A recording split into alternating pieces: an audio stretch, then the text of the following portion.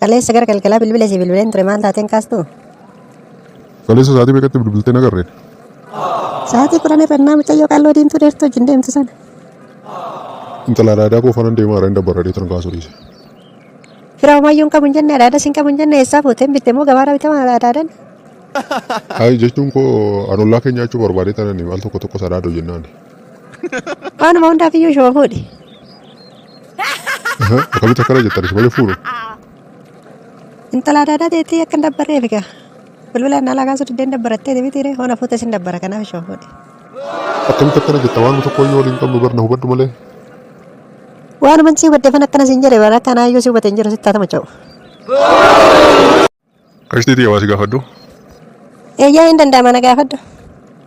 Gartuun dhiiga keetii maalidha inni? Gartuun dhiiga kiyyaa diimadha. Tole haa ta'u gartuun dhiiga keetii diimaa eega ta'e seeliin dhiiga keetii hoo? Maalidhaaf na gaafatte garuu? Dandeettiin saayinsii waliigalaa cimaa dannaa jettu si dhaga'ee tanan isuma adda baafachuufani. Akka miree adda baafattee? Eeyyee adda baaseera namaa fi amneeshinii tokko amneeshinii nama ofiin jedhu keessattuyyuu. Wayi galgalaan eessa deemuudhaaf akkanatti shorshortee kaa'ate? Hiriyaa kiyya tokko beekta miti yeroo hundallee feesbuuk na barreessa feesbuuk irratti yeroo biyya Ingilizii na barreessa jedhee sitti himne amma inni dhufeera as geera bayitoon eegi isaatii tokko booda nan gaanaan jedhe kanaaf amma achitti bahee gaafa daandii irratti malee erguun naqu. Eenyu jedhama maqaa sanatti hin ta'a? Arsuu jedhaniin kan yeroo darbe sitti himne maal inni raafatte arsuu jedhaniini. Arsuu eenyu jedhaniini abbaan isaa eenyudha? Arsuu Arteetaa jedhaniin kaa maali akkamitti deeggartaan hiriyaa kiyya yeroo ijoollummaati bara wajjin guddanne. Wayii nan dagadhee bar wayii biyyeen naa nyaattu wayii silaa rifeensa qabamu maluudha mataan isaa tokko. Dhaala hin dagattee jechuudha mucaa rifeensa qabu mataan isaa mucaa goofareen isaa bakka hojjannatti bareedu duubatti filata surree suufii fa'aa godhatamu. Waanuma hundaaf iyyuu baay'ee naasofne yeroo gooftaa kiyya ana gowwoomsuu hin dandeessu shanii ati ana attaallaltee mana nagoote too kwaas ilaalu deemta bakka itti galtoo qopheeffatte deemichi marran bakka itti galtoo qopheeffadhu. Saatiin kun ga'eera daakkoon kun qalamtu daddafee alfii koo talbee jire. Indaaqittiin baduun ooltu bakka ishiin jirtu nama eessa akka jirtu. Hin badee eessatti bade? Ani badee lukkuu maaf dhibba lamaa bitame wayyoo. Maal abbaa keenyaa godha kan salphannee nama 20 ayyaame iyyuu saniin iyyuu wayyoo godhii taane irra maal abbaa keenyaa godha dhaqee warra abbaa tolaa laaleen dhaqee tana warra abbaa kushiin alaala. Ani kanan jedhu daakichi kormaan godhaltu ture. Ani beeku waan isa ilaaluu fi kiyya ati kan bitte maal jedhanii sitti gurguran.